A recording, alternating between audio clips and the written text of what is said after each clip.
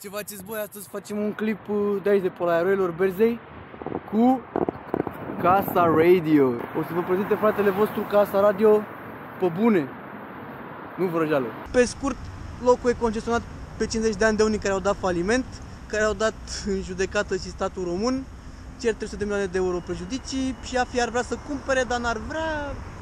În același timp, clădirea e foarte consistentă, costă mult să dărâm din ea pentru că e foarte bine făcută, e cu dus și întors, da? În clipa de față e o ruină șucară, mult din ea s-a distrus, avea niște trepte care veneau cam până la nivelul gardului. Cota de parter, ca să zic ca ei, era acolo unde încep coloanele, da? Eu țin minte că eram mic și mergeam cu autobuzul pe aici, 368, în drumul taberei Berzei. Mergeam să fac lecții de chitară la școala de muzică, mergeam cu mamaie și țin minte că erau tot felul de oameni, trăgeau de marmură de-asta să-și pună acasă, să-și facă o măsuță, să nu știu ce, adică a rămas pârjoală. E atât de mare încât poate să înglobeze tot, înțelegi?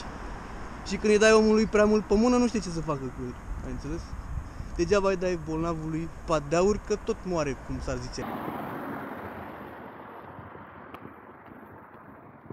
Oricum, totul e fictiv, nimic nu s-a întâmplat pe bune din clipul ăsta, totul generat cu AI, eu nu exist. Eu fac acum niște holograme stil Tupac, ați înțeles? Nu-mi permit eu să intru în imobilul ăstora. Și o să mă teleportez acum direct în clădirea asta, da? Acum! Ia uite ce mare e. Probabil aici a vrut să se facă o intervenție, să se vândă. Și oamenii ce au zis? Frate, după cum puteți vedea, e dinamitată în două clădirea asta. Se vede din stradă. Oamenii ce au zis? Bă, coaie, o dinamităm în două și facem două combinații cu două firme mari diferite, da? Nu s-a mai întâmplat nimic ulterior. Mamă, sunt câini. Bă, pa! E mare câine, lup acolo. Să nu latre, să ne dea de belea, știi ce zic? Și uite, mai e și ghereta aia de pază acolo. Nu erau astea mai de mult. Deci dacă l-a tras câinele ăla, cum mor cu mâinile goale. Ne compromite toată acțiunea, cum s-ar zice. Nu putem să intrăm pe aici. O să latre o haidă de câine. Continuăm. O structură foarte impunătoare, făcută de calitate, lucrată frumos. Multă marmură aparentă, multe blocuri de piatră de marmură. Vreau să intrăm pe bucățica aia care e dinamitată, să vedeți fier beton așa, cât brațul, cât astea. Și facem acum o filmare gen inside, toată lumea, toți fraierii au filmat din exterior sau cu drona. Dar acum noi vrem să expunem alte caracteristici ale locului. Bă, ia-o pe aici. Ia vedeți cum e spotul ăsta. Deci noi acum suntem în dinamitare, cum ar veni, da? Ia vedeți fierul ăsta, beton. Ia uite-l cum e, mâncați, zici că e plantat aici. Și ăsta e fier beton din structură. Clădirea toată a fost un tot unitar, da? Și asta a rămas în urma unor dinamitări controlate ale locului și ale băgării unor buldozere, unor macarale cu bilă. Au tăiat-o în două, au spart-o pe structură, au spart-o pe grindă, cum se zice. Îți dai seama să te alerge garda și să te înfigi în niște de-astea. Fii atent, ține spatele. Uite-te în spate, să nu vină câinii, că dacă ne-au lătrat câinii, ne-au deconspirat și după aia trebuie să ne luptăm cu ăștia pe aici. Ăsta e, din punctul meu de vedere, în tipa actuală, cel mai ghetto loc așa, păstrat frumos, din București, părerea mea, în tipa de față. Pentru că impune mai multe granițe de securitate și ia uite câta stâlpi, câta structură, ești prost. Până înăuntru de arătat sunt niște tuneluri, sunt ca niște holuri de mall, ca să zic așa.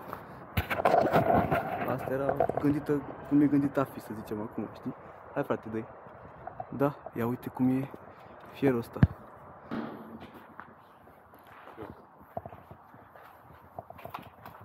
Da, sunt multe aici. Erau scările. Nu știu, da, erau scările. Ce bloc au făcut în sus, să vezi ce bloc de beton. Da, cu aia știu. Le-au dinamitat.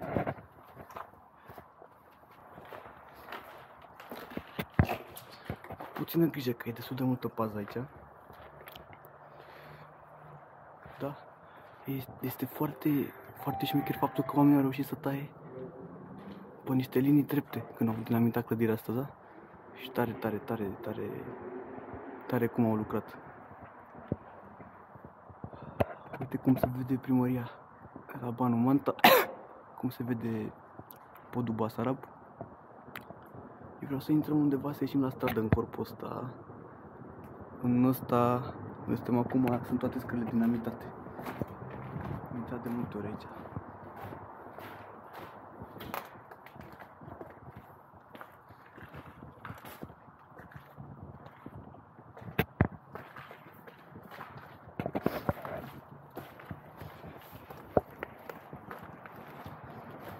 Hei, mami, dar vrea să vii cu mine, mami. Hei, mami. Ascultați, frate, aia, Florin Salam și Șușanu, hei, mami, cu aia, așa mă simt aici.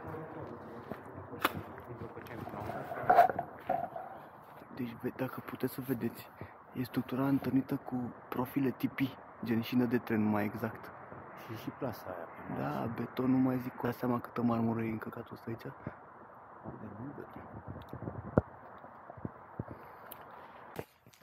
Am prins un golden hour de ăsta frumos. Un golden shower.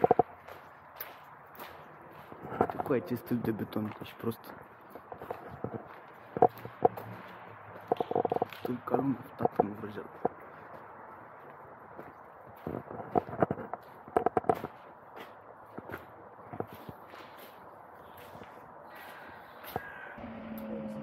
Sunt ca un puzzle și ele pe spate sunt prinse efectiv în plasă de buzău, întărite cu fier beton și sudate ca la nebuni.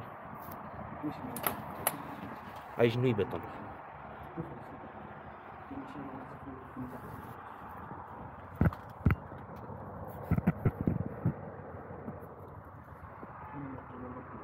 Aia, deci mă jur, se vede de la depărtare că catul ăsta zici că e un om. Aici e o femeie. Da, e muista de șpriț, de la casa radio. Nu mă, nu, aici vine curent electric sau e puț ceva de apă. Asta e bitul de la cu aia. Nu păcate ce e bitul de la crețională de aia. Ce? Asta e bitul de la.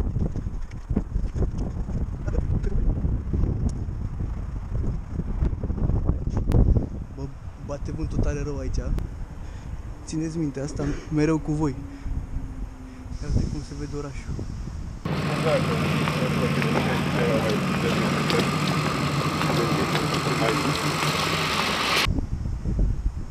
Și aici erau niște trepte mai de mult, da?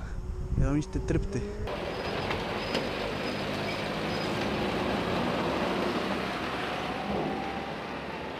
Le-au dinamitat sclavii ăștia, nu știu de ce. Uite cât de monumental e totul, uite ce e în sus. E foarte, foarte, foarte, foarte mare locul ăsta. Aici se mai pun reclame, se mai pun de-astea, uite, bannere vechi jos. Îmi pare foarte, stare foarte bună, dar oricând poate să cadă ceva în cap. Vezi cum se vede încolo, ce gangsta se vede.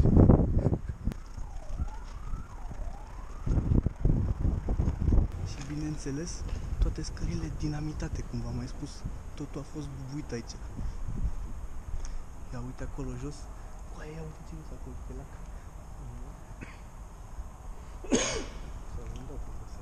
Aici trebuie să fie ori casa scării, ori lift. Asta e toată perspectiva asta, știi? Ce gangsta se vede. Toate scările sunt dinamitate, că era șmecher să putem să ne urcăm sus sau asta, știi? Da, l-au și dinamitat, cum ar fi murit. Cu aia au dinamitat toate scările, nu există. Toate planșele. Aveți grijă, a fost dinamitat și mai sunt multe bucăți de beton, pietre care poate să vă cadă în cap. Da, mă, deci povestea cu ruina asta e mult mai complexă decât pare. Nu e doar o ruină. Ea prin anii 90 așa a fost lăsată baltă, în forma actuală bine, într-o formă mult mai bună. Când am pușcat pe Ceaușescu, gen cu câteva luni înainte, mă uitasem într-un documentar, l-am văzut că a venit să verifice lucrările, cum ar veni eu, să vă pun niște cadre.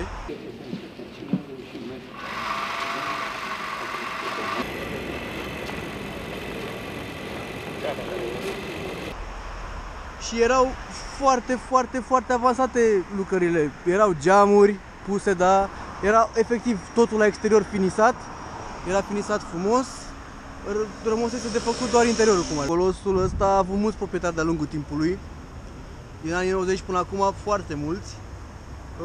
Proprietarii actuali, de fapt cei ce au concesionat, pentru că nu poți să fii proprietar pe chestia asta, poți să fii beneficiar prin a concesiona. Sunt un grup de oameni de afaceri din Israel, da, care au și dat faliment între timp. Ei au detonat toată chestia asta, au vrut probabil să o împartă în două, ceea ce au și reușit să o facă, ca să creeze un drum care să străbată până spre UNEF, până spre facultatea de sport, așa, bam, o zonă de promenadă, probabil nu neapărat un drum auto.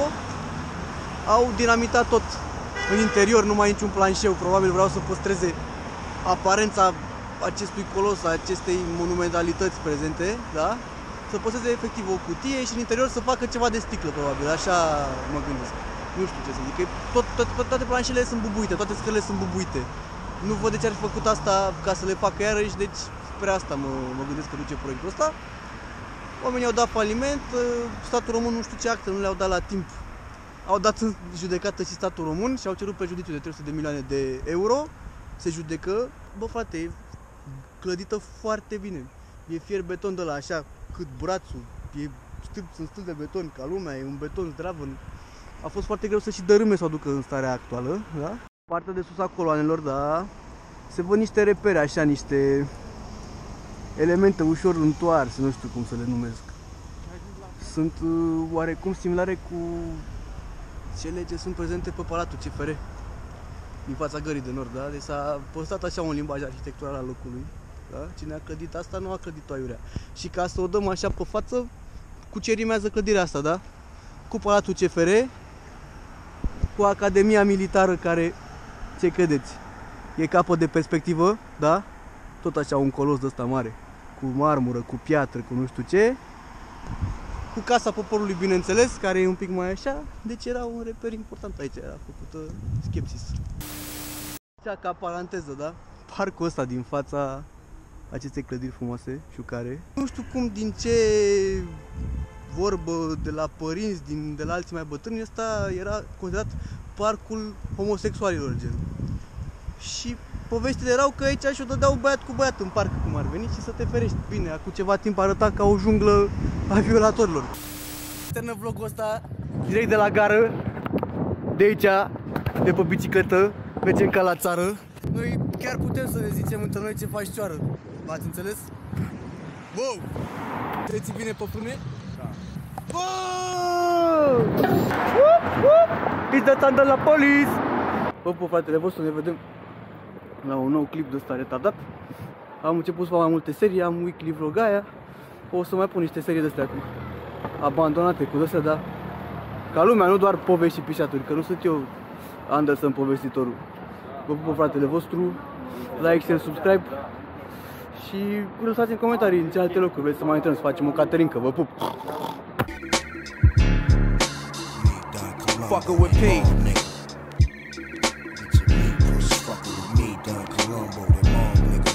The infamous Mob D.